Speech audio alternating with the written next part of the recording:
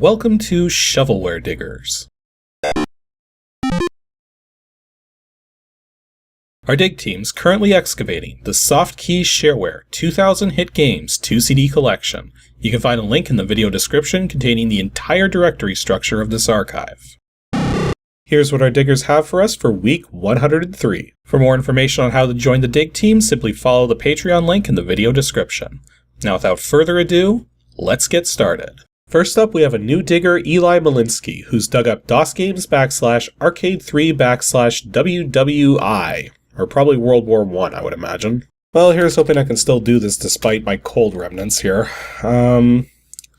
I was expecting some kind of World War I sort of thing, which it might still be, but all we've got is a sopwith.com and a sopwith.doc, so it's going to be some kind of plane flying game.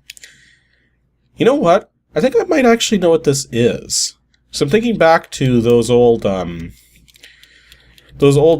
that LGR did with the Key Punch software stuff.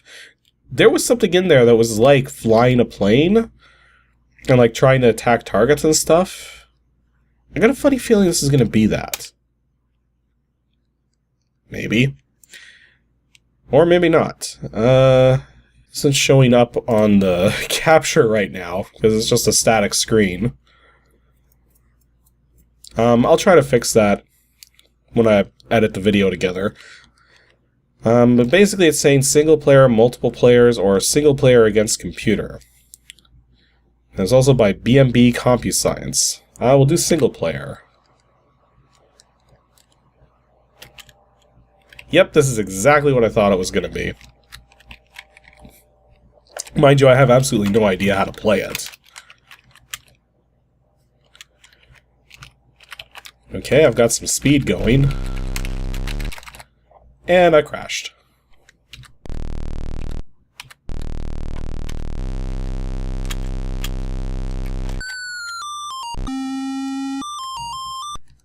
Okay, I'm gonna read the doc file, figure out what those controls are. Okay, these are very weird controls. Basically it's like the whole bottom row of keys do stuff, as well as spacebar for the machine guns. So let's see here. Whoops, that was my bombs. Okay, here we go.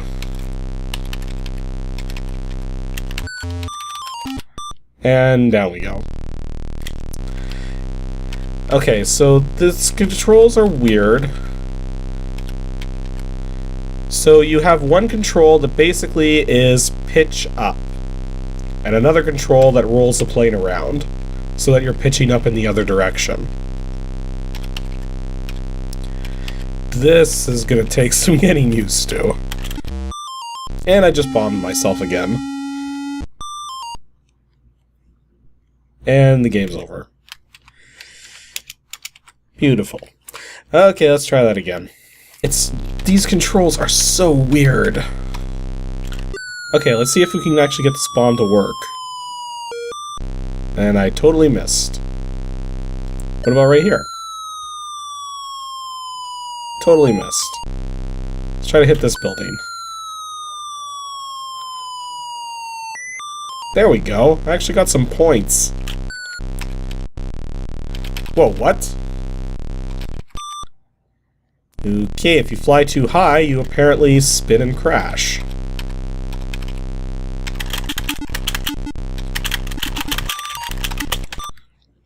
These controls are virtually unplayable. Like, I mean, seriously. Okay, hold the phone. I think I might have actually been missing something here. So, let's go back into it. Okay, there is a key to pitch down. And suddenly the game is now a million times more playable.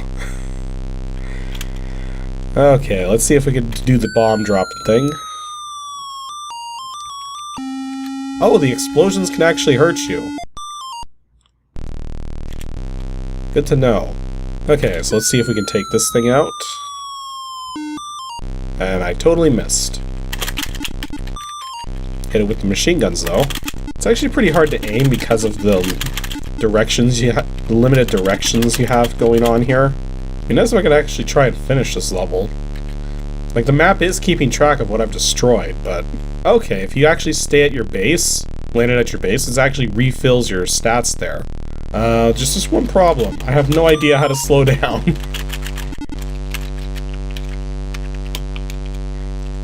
Because there's not any of the keys on the, Oh, you can actually recover from hitting the top of the screen.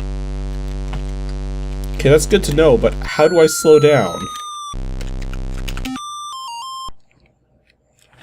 Yeah, I couldn't figure out the slowdown controls. Okay, so that was STOPBUS. That was actually much better once I figured out how to actually climb and dive properly. Because at first I only had the climb key down, and there was the roll key. I didn't realize there was also a dive key. But yeah, it's not that bad, actually. Although it does take quite a bit of getting used to, just because of the way the mechanics work and everything. Yeah. I have no idea if it's like freeware or shareware or what. Its file dates on this were like 1986, so it could be anyone's guess, really.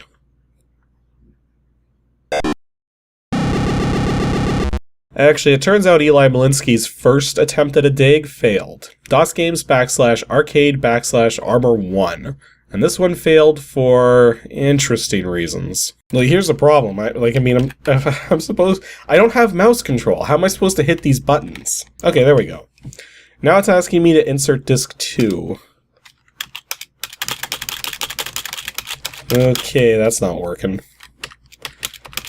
Oh, great. Now it won't even let me quit. I just restarted DOSBox. It actually still has the registration stuff I put in there. But won't actually boot and is asking for disk number 2 again. Okay, so let's see about just putting it in demonstration mode. Nope, it still wants a disk 2. Okay, so this game ain't working. This is a failed dig. I'm guessing this is an incomplete install of whatever game this was. I'm pretty sure I've heard of this game before, but it's clearly missing the stuff it needs to work properly. And whether or not... The fact that, too, that it seemed to accept my registration stuff without a proper serial number kind of tells me that this is supposed to be wares, but it's also missing the things it needs to work properly. I guess this is like that whole thing again with the flashback installer that we found, where it was just the installer and not the actual game assets. I got a funny feeling this came from the same place. But in any case, I guess I'll have to move on to a different dig from Eli. Next up, we have a three-way team dig. Jacob Dimmick, aka Professor Renderer, RuneFox, and Yarmo Ronta have all dug up WINGAMES /NEWWIN /STOPBUS. This is in the NEWWIN folder, so this is either going to be really interesting or really dumb. But we're going to see in a second. STOPBUS. So we got a text file, we got a help file. File part of the STOPBUS archive. Contain those 4 files, including the Microsoft 3D library, or 3D control library. So that's just installation details from the looks of it. Oh, about this program. Stop the Bus is a card game which I originally wrote last summer term when I was in 2nd year. Since then it has been debugged a bit and has now been dragged out again as a release from revision for finals. Licensing. If you like this program and use it regularly, then please send £5 UK sterling or $10 US. In cash only. So, the reason why that's hilarious is because I don't know if anybody knows this or not, but you don't send cash in the mail. It's like not a good idea. So yeah, apparently this is some kind of card game. So let's see here. Stop the Bus. And no maximize button, so at least I got that part right. So we got our deck of cards. That's a very weird card deck. Can I actually change that? Doesn't look it. Got cheat options.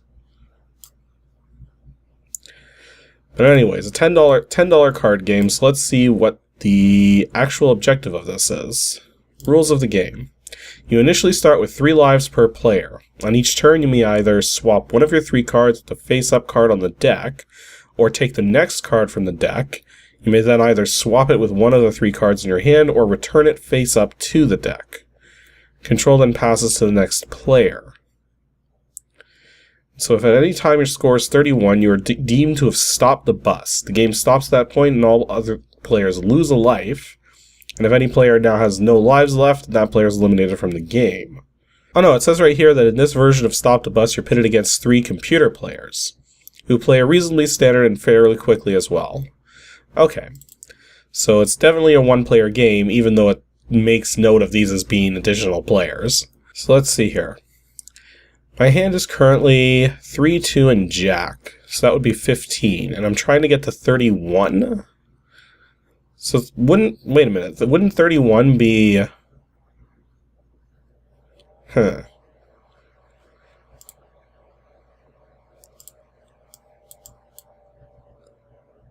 Okay, so you click twice. It's not click and drag, you click twice. And was it already my turn again? Yeah, I don't quite get what's going on here. Oh wait, how come I lost a life and none of the other players did?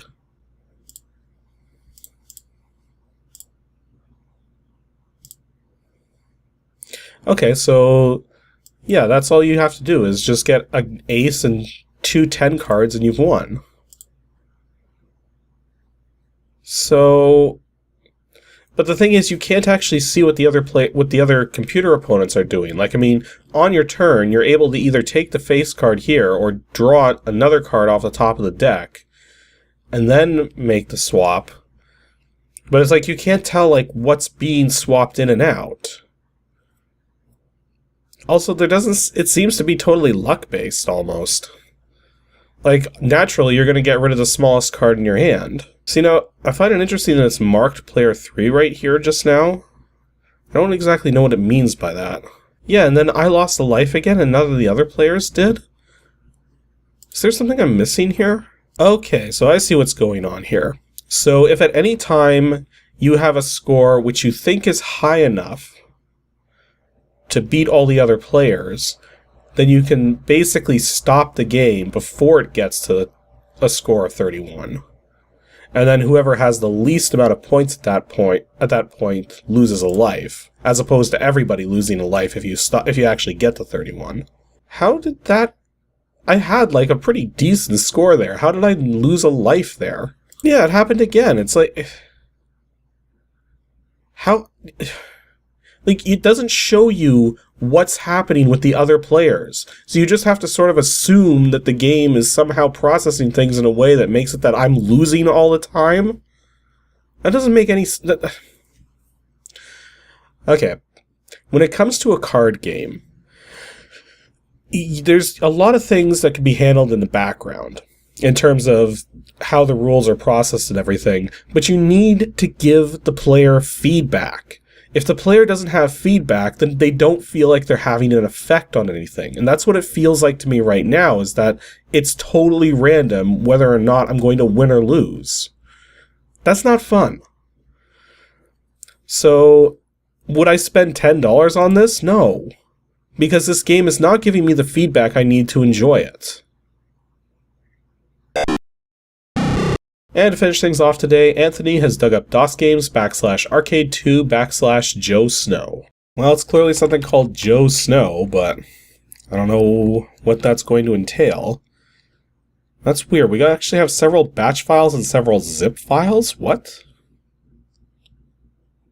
There's a readme.now? Please run runme to install JOESNOW. Okay. So this looks like it's some kind of... Huh. It's almost like it's like 4 games in one. Sort of.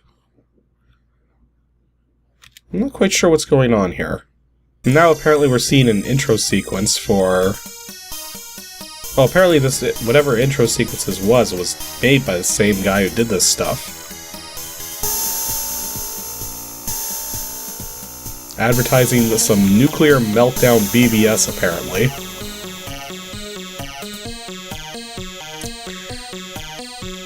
Anywho, let's actually move on to whatever this game is. Okay, and it actually created a whole bunch of directories now.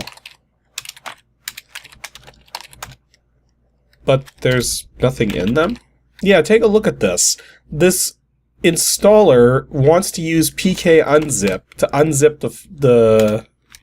the zip files, but look, there is no pkunzip.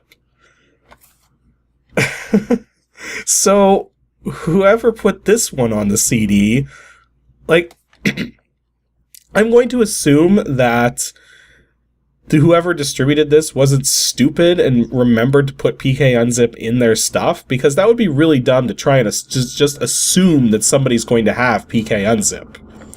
So, at least it's the future. So I could actually just go and unzip these things manually wherever they were supposed to go.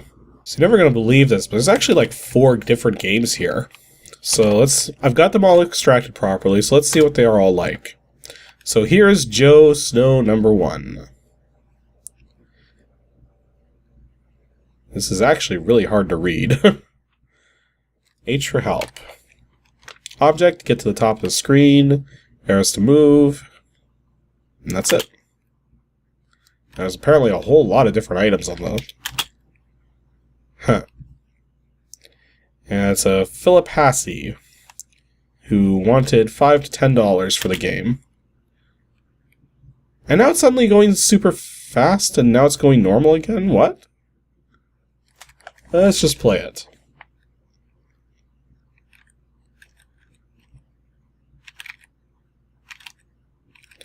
Okay, these are weird controls.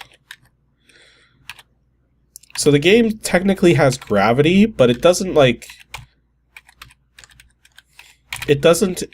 The gravity doesn't seem to take effect immediately. Okay, so this is basically a platformer with really bad controls. Oh wait, what? Did I just die or something? That went by really fast. Okay, let's just assume that JOESNOW 1 wasn't very good. So here's JOESNOW 2. It looks like the exact same engine. In fact, it's probably the exact same game. Just different graphics. Yeah, so I get the impression that the goal of the level is to just get all of the collectible stuff.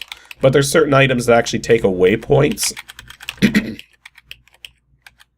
So you have to be sure to get the items that get you points, and don't get the items that take away points. I mean, I can't tell where the actual exit to the level is.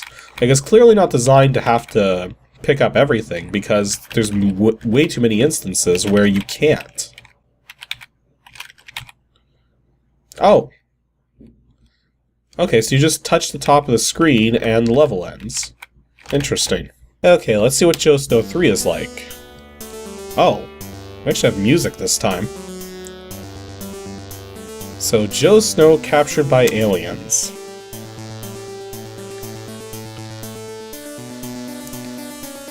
So we have scrolling, we have ramps.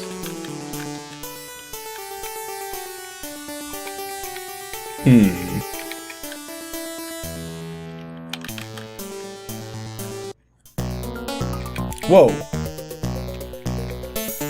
And suddenly totally different level. Maybe that was like a hub world or something?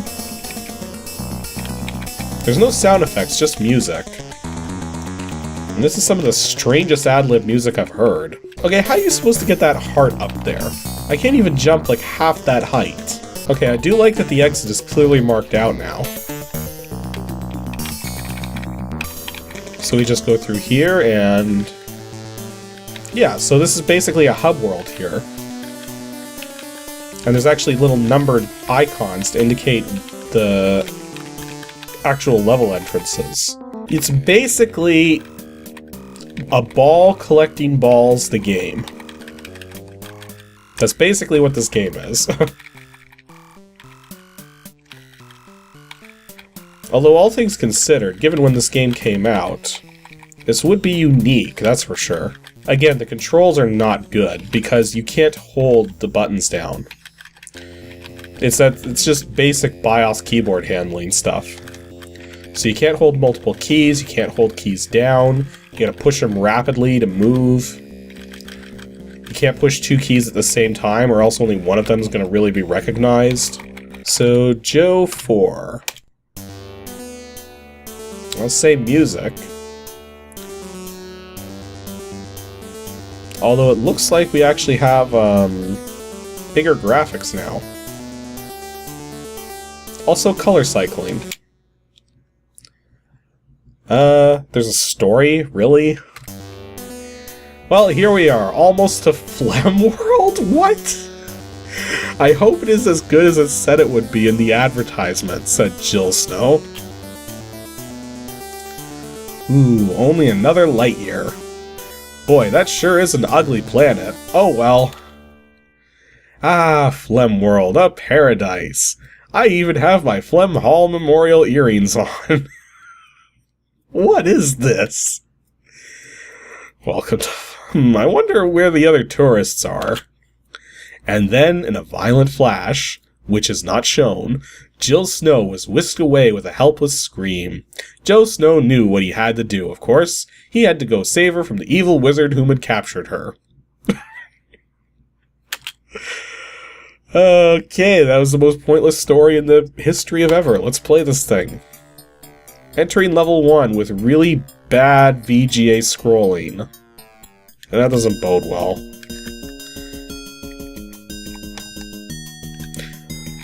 Okay, even though this is the 4th game, the controls still suck. It's the exact same controls still. In fact, it's actually a little worse because now it's actually buffering things. Okay, so we managed to dodge the acid pits. And I just melted. I'm gonna say right now that JOESNOW 3 was probably the strongest showing here. It doesn't help that this is glitching like crazy in terms of graphics. And again, the controls are somehow worse because it's like buffering the keys sometimes, but then also sometimes not. Yeah, I don't have any idea how I just did what I just did. I guess this is probably like a proper secret or something.